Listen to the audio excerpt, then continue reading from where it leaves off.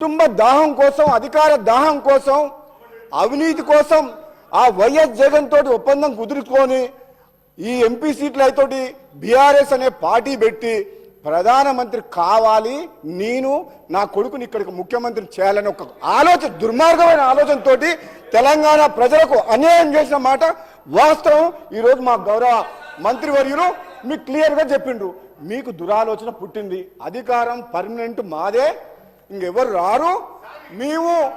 మీరు ఏనాడైతే బీఆర్ఎస్ అని పార్టీ పెట్టి తెలంగాణ పదం తొలగించిండ్రో తెలంగాణ ప్రజలతో ఉన్న పేగుబంధం తెగిపోయింది, మీ పని కథమైపోయింది. ఎందుకు అధ్యక్ష ఏం మాటలది? నోటికొచ్చినట్టు అబద్ధాలు ఆడుతున్నారు. గత 10 ఏళ్ల కాలంలో మీ స్వార్థం కోసం అని చెప్పేసి కాంట్రాక్టులు కానీ కృష్ణా నీటి మీద ఆధారపడిన నల్లగొండ జిల్లాని అన్యాయం చేసినందుకు నల్లగొండ జిల్లా ప్రజలు మన తీర్పు ఇచ్చిండ్రు.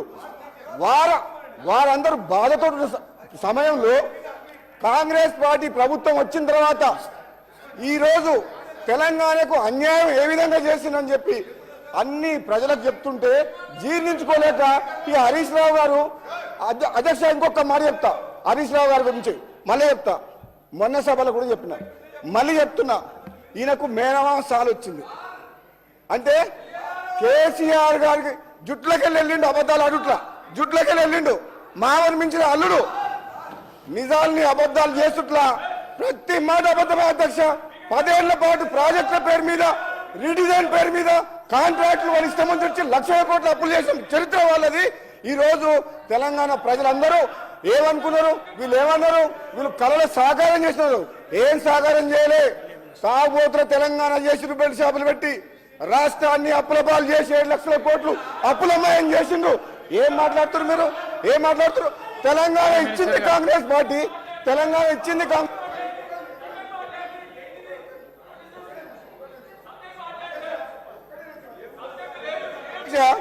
తెలంగాణ కోసం కొట్లాడింది ఎవరు అధ్యక్ష?